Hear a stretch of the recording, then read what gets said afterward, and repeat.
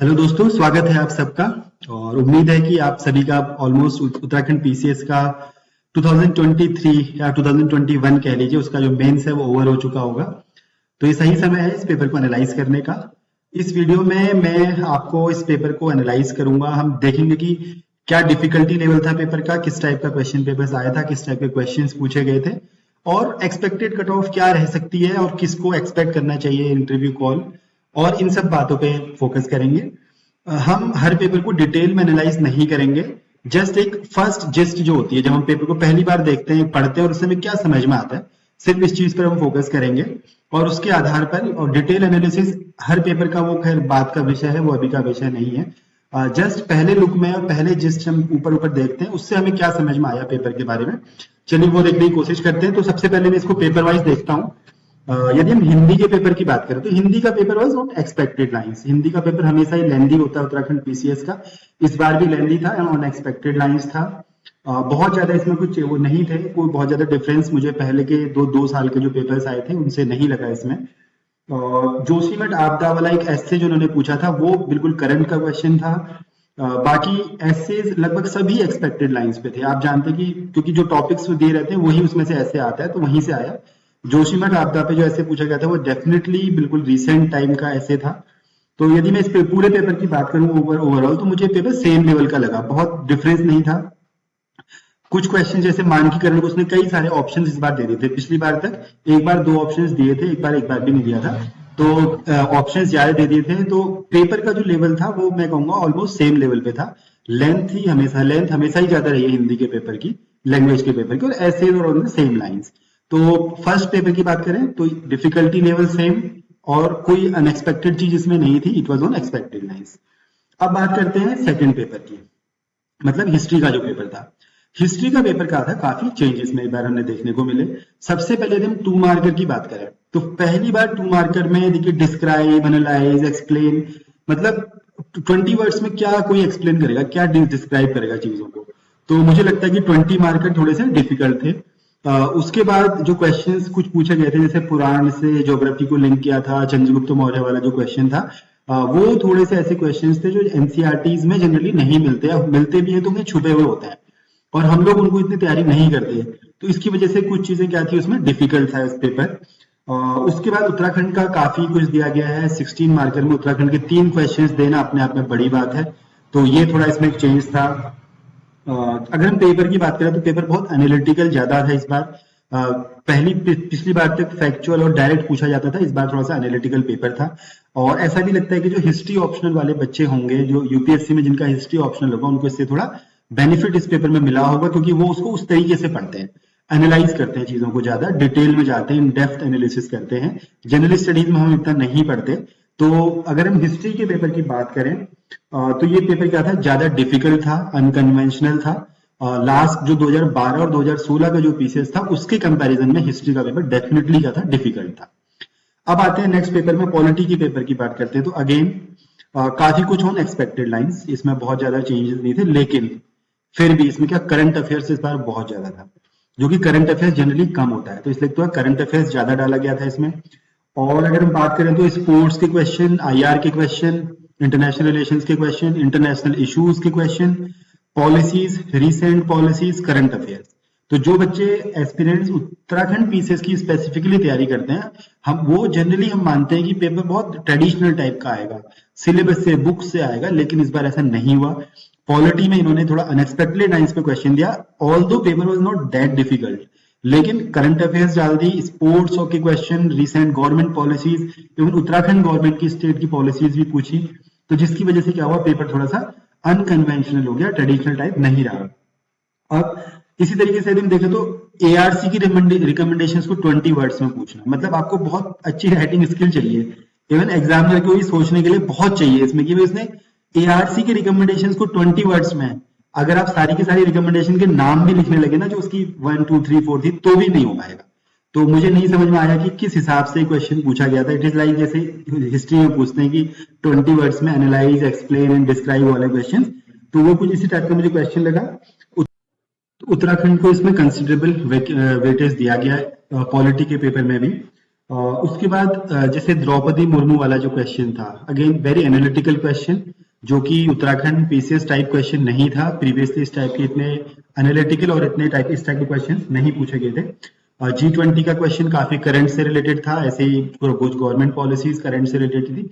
तो ओवरऑल अगर इस पेपर की भी हम बात करें तो paper was on difficult side. Previous year के जो क्वेश्चन पेपर थे उनसे जो पेपर क्या था, डिफिकल्टी लेवल क्या था इसका ज्यादा था, इस पॉलिटी के पेपर का भी।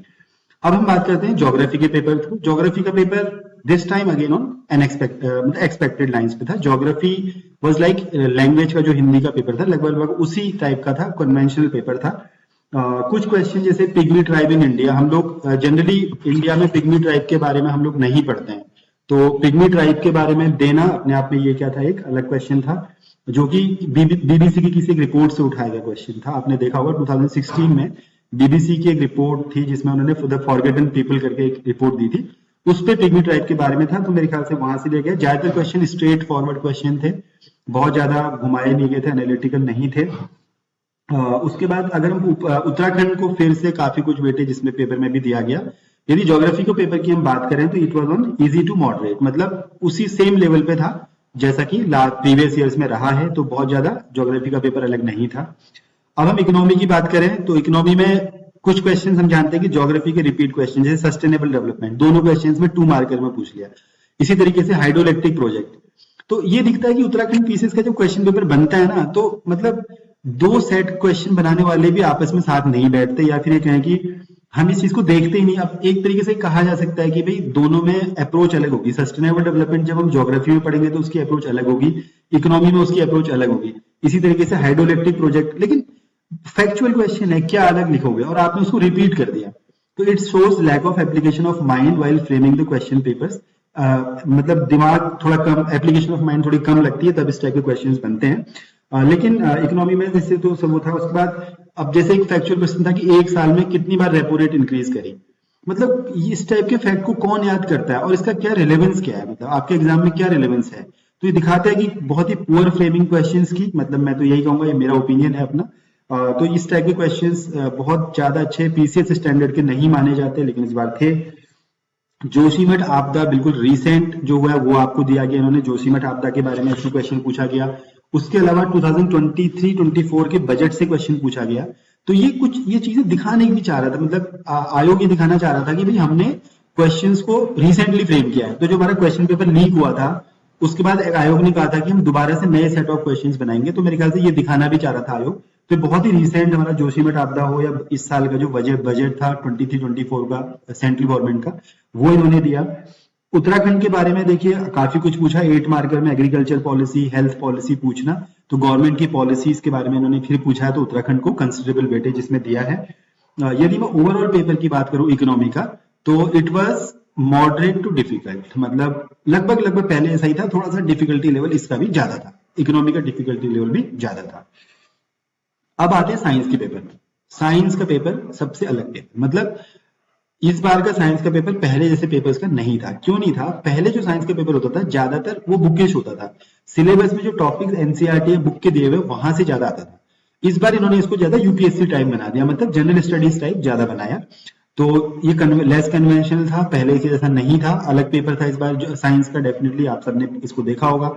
अगर हम कुछ क्वेश्चंस को छोड़ दें, जैसे एक उन्होंने पूछा था हमारा क्रोमोसोम्स पे क्वेश्चन पूछा था, पॉलीमर्स पे क्वेश्चन था, अगर उन क्वेश्चंस को अगर हम छोड़ दें तो उसके अलावा जो जनरल क्वेश्चन थे वो बहुत ही सस्टेनेबल डेवलपमेंट है, बायोडाइवर्सिटी है, उसके अलावा स्पेस मिशन है, ये सब हम न्यूज़पेपर्स में अक्सर पढ़ते रहते हैं। तो ये पेपर ज्यादा बुकिश नहीं था। करंट अफेयर्स और या फिर क्या है कि जो जनरल स्टडीज वाला क्वेश्चन ज्यादा था, more on UPSC lines, UPSC की लाइंस पे ज्यादा क्वेश्चन था। लेस फैक्चुअल था, इंफॉर्मेशन कम डालनी थी, एनालिटिकल ज्यादा था, ये भी साइंस का जो पेपर था। लॉन्ग आंसर्स पहले जो पेपर्स होते थे वो अटेम्प्ट नहीं कर पाते थे ज्यादातर लोग, लेकिन इस बार लॉन्ग आंसर्स ऐसे थे कि मतलब अटेम्प्ट तो हो जाएंगे। देखो पहले पेपर ऐसा था कि आप अगर लिख के आ रहे हो तो मार्क्स मिलते थे, इस बार आपने अटेम्प्ट किया है पूरा, लेकिन मार्क्स क्या आएंगे ये नहीं कह सकते, क्योंकि it was totally general studies. वो क्या था पहले, बिल्कुल जो नॉलेज इन्फॉर्मेशन है वही डालनी है, आप कुछ नहीं कर सकते। इट वॉज मोर, तो हमें पेपर अटेम्प्ट तो हो जाएगा, लेकिन मार्किंग के बारे में हम ये नहीं कह सकते कि पहले ऐसे अच्छे मार्क्स इसमें मिलेंगे। और उसके बाद जैसे आईपीआर है, बायोमेट्रिक है, स्पेस साइंस है, ई कॉमर्स है, national air quality monitoring system है, ये सब करंट अफेयर्स के क्वेश्चन है या जो न्यूज़पेपर्स में आते हैं। तो ये ट्रेडिशनल क्वेश्चंस नहीं थे साइंस के। तो यदि मैं साइंस की बात करूं तो पेपर वाज पहले से इजी टू मॉडरेट, मतलब क्योंकि पहले आपको पढ़ना होता था, इस बार जिन्होंने जनरल स्टडीज भी पढ़ी होगी लिख देंगे, लेकिन मार्क्स क्या पहले से मिलेंगे ये मुझे डाउट है, क्योंकि जब हम ज्यादा जनरल लिखते हैं तो हमें उतने अच्छे मार्क्स नहीं मिलते। स्पेसिफिक चीज अगर हमें आती है और हम उन्हें लिख आते हैं तो उसमें मार्क्स कभी कटते नहीं है। तो ये हमारा क्या एक बार डिफरेंस हो सकता है। उसके बाद आते हैं लास्ट पेपर में जो हमारा क्या है एथिक्स और क्वांटिटेटिव एप्टीट्यूड वाला जो पेपर है, उसकी अगर मैं बात करूं तो मैथ्स वाज रियली डिफिकल्ट। मतलब मुझे तो इस बार, क्योंकि हमने पहले भी 2 बार मैंने दिया है, तो मैथ्स का पेपर जो था वो इस बार डिफिकल्ट था, इसमें कोई डाउट नहीं है। और 2 मार्कर में इतने डिफिकल्ट क्वेश्चन पूछना मुझे समझ में नहीं आता कि भाई जो क्वेश्चन आपको 8 नंबर तक या 5 नंबर में पूछे जाने चाहिए थे, उन लेवल्स को आपने 2 नंबर में पूछ लिया। और जिन लोगों ने क्वेश्चन पहले शुरू से अटेम्प्ट करना शुरू किया होगा, कहीं ना कहीं उन्हें थोड़ा सा कॉन्फिडेंस उसका डाउन हुआ होगा। पेपर वॉज लेंदी, मैथ्स के क्वेश्चन इतने लेंदी थे इस बार कि आप मतलब डिफिकल्ट भी थे, लेंदी भी थे। तो मुझे लगता है कि 2 मार्कर लेंदी, टाइम कंज्यूमिंग ज्यादा था पूरा पेपर, खासतौर से 2 मार्कर में। 5 मार्कर पिछले बार के जैसे ही थे, मतलब 5 मार्कर मैथ्स में इतने बहुत ज्यादा डिफिकल्ट नहीं थे। 2 मार्कर ने बहुत टाइम खाया होगा जरूर बच्चों का। 8 एंड 16 मार्कर की बात करूं तो अगेन लेंदी थे और टाइम कंज्यूमिंग थे, ज्यादा दिमाग लगाने वाले थे। तो मैथ्स पिछली बार से डिफिकल्ट थी, काफी डिफिकल्ट थी जो मुझे लगता है। एथिक्स की बात करें तो एथिक्स में केस स्टडीज तो सेम लेवल की थी, केस स्टडीज में मुझे बहुत ज्यादा चेंज नहीं लगा। इवन सेकंड केस स्टडी तो थोड़ी आसान टाइप की भी थी, लेकिन जो क्वेश्चंस थे वो इस बार कुछ अनकन्वेंशनल ज्यादा थे, जैसे चाहे विवेकानंद वाला क्वेश्चन हो या फिर मतलब जो काफी बुकिश क्वेश्चन थे और ज्यादा पढ़ने वाले क्वेश्चन थे। तो मुझे लगता है कि एथिक्स वाला पार्ट भी केस स्टडीज को हटा दिया जाए तो पिछली बार से थोड़ा सा कठिन था, या कहते हैं कि लगभग सेम लेवल पे था। तो ये हमारा क्या था एथिक्स वाले पार्ट का वो है। यदि हम सारे पेपर्स को, सातों के सातों पेपर्स को एनालाइज करें तो एक बात समझ में आती है कि भाई आयोग ने जो अपना पेपर चेंज किया उसकी वजह से काफी कुछ पेपर डिफिकल्ट हो गया।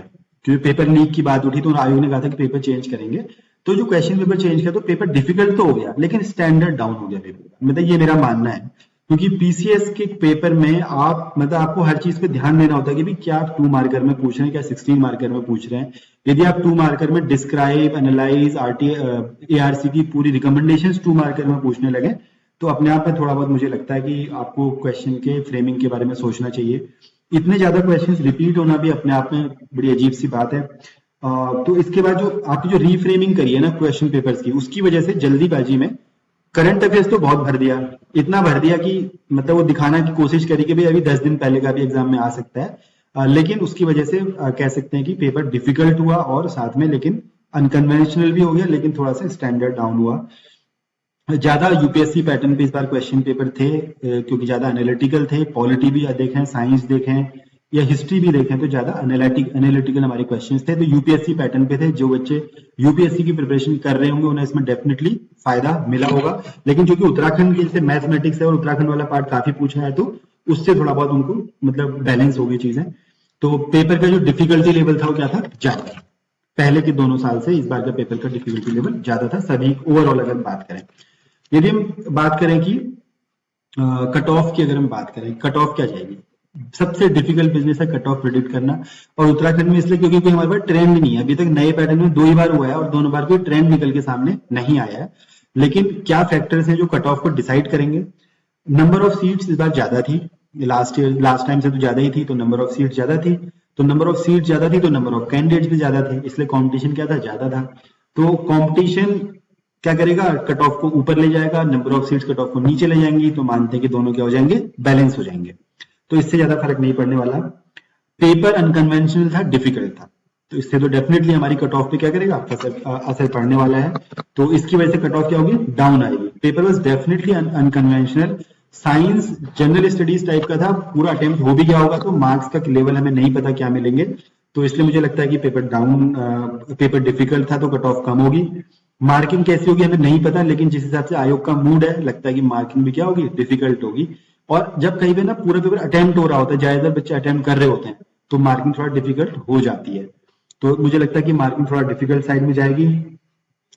इसके अलावा और भी कुछ फैक्टर्स हैं, क्या है, जितना इस बार के पेपर में जितनी अनसर्टिनिटी रही, बार बार क्या हुई, इस आंसर की चेंज हुई, फिर बार बार कट ऑफ चेंज हुई, नई नई लिस्ट आती रही, हाई कोर्ट, सुप्रीम कोर्ट, ये वो गवर्नमेंट का वो ला रही है, अध्यादेश ला रही है, तो इसकी वजह से अनसर्टेनिटी रही। तो काफी बच्चों के माइंड में क्या रहा, अनसर्टेनिटी की वजह से डिस्टर्बेंस रहा, लोग अच्छे से इतना प्रिपेयर नहीं कर पाए। लेकिन फिर भी 10% लोग तो ऐसे होंगे जिन्होंने इस सबसे अफेक्ट ना होकर अपनी अच्छी प्रिपरेशन करी होगी।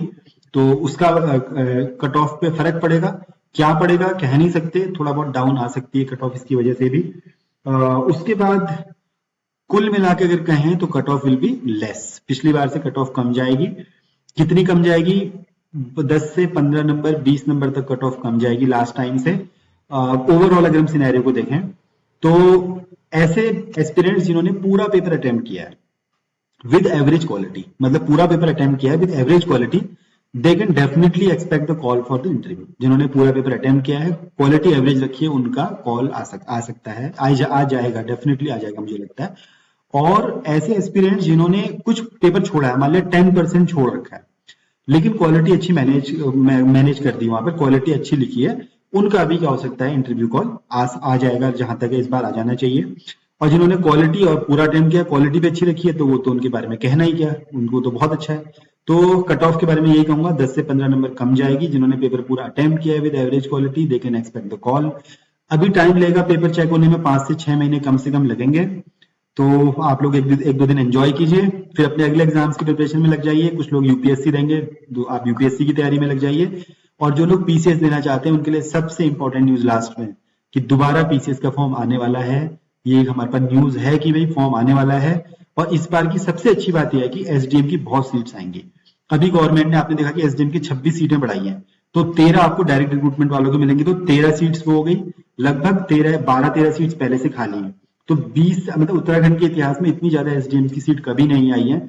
20 से ज्यादा इस बार सीट्स आने की उम्मीद है उत्तराखंड पीसीएस के जो आने वाला फॉर्म है। तो आप लोग लग जाइए, आगे आने वाले उसकी तैयारी कर लीजिए। जो लोग यूपीएससी दे रहे हैं वो यूपीएससी में लगिए, और जो लोग स्टेट पीसीएस पे फोकस हैं वो दोबारा पीसीएस की तैयारी में लग जाइए। जल्दी फॉर्म आने वाला है, और इस बार की गोल्डन अपॉर्चुनिटी है एग्जाम निकालने की, सीट्स काफी अच्छी आएंगी। तो एंजॉय कीजिए, 2 दिन घूमिए फिरिए। आप लोगों ने बहुत स्ट्रेस लिया है। ये एग्जाम से पहले जो मैंने वीडियो दिया था उसमें मैंने लिखा था, बोला था कि रिजल्ट के बारे में सोचिए, लेकिन अब मैं कहूंगा आप थोड़ा बहुत रिजल्ट के बारे में सोच सकते हैं, लेकिन उससे भी ज्यादा जरूरी है कि अगले एग्जाम्स के बारे में सोचिए। जब तक कि हम सेटल नहीं हो जाते, जब तक कि हम फाइनली सेलेक्ट नहीं हो जाते, तब तक हम रुक नहीं सकते। All the best, good bye.